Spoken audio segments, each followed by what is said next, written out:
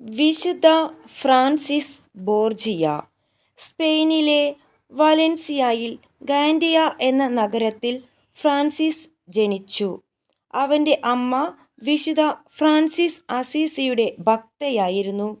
അവൾക്ക് പ്രസവവേദന തുടങ്ങിയപ്പോൾ കുട്ടി ആണാണെങ്കിൽ ഫ്രാൻസിസ് എന്ന് പേരിടാമെന്ന് നിശ്ചയിച്ചതാണ്.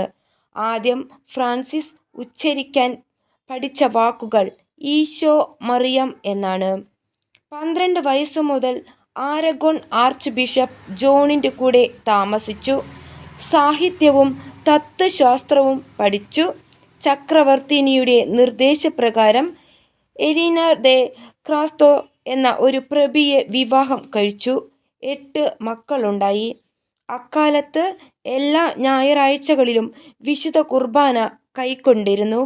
രാജകൊട്ടാരത്തിൽ താമസിക്കുമ്പോഴും ഫ്രാൻസിസിൻ്റെ ജീവിതം എത്രയും നിർമ്മലമായിരുന്നെങ്കിലും ലോകത്തിനു ഫ്രാൻസിസിൻ്റെ ഹൃദയത്തിൽ കുറേയേറെ സ്ഥാനമുണ്ടായിരുന്നു.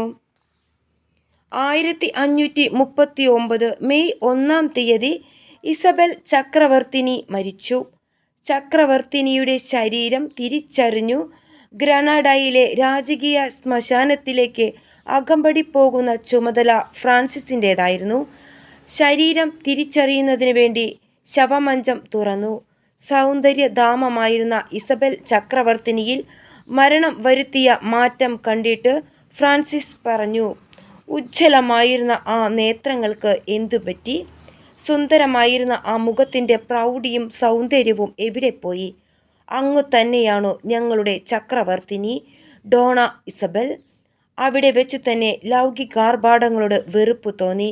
വിശുദ്ധ ജോൺ ഓഫ് ആവിലായുടെ ചരമ പ്രസംഗത്തോടുകൂടി കേട്ടപ്പോൾ തീരുമാനം ഒന്നുകൂടി ഭദ്രമായി.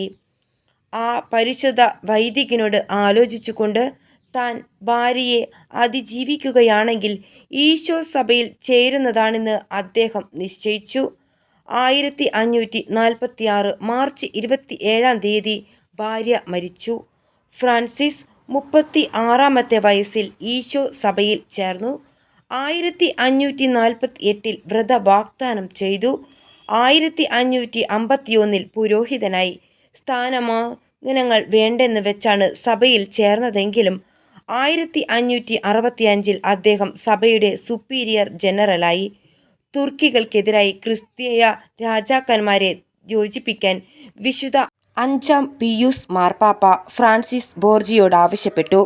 വിശുദ്ധൻ അനുസരിച്ചു. എന്നാൽ യാത്രകളും ആലോചനകളും അദ്ദേഹത്തെ അത്യധികം ക്ഷീണിപ്പിച്ചു.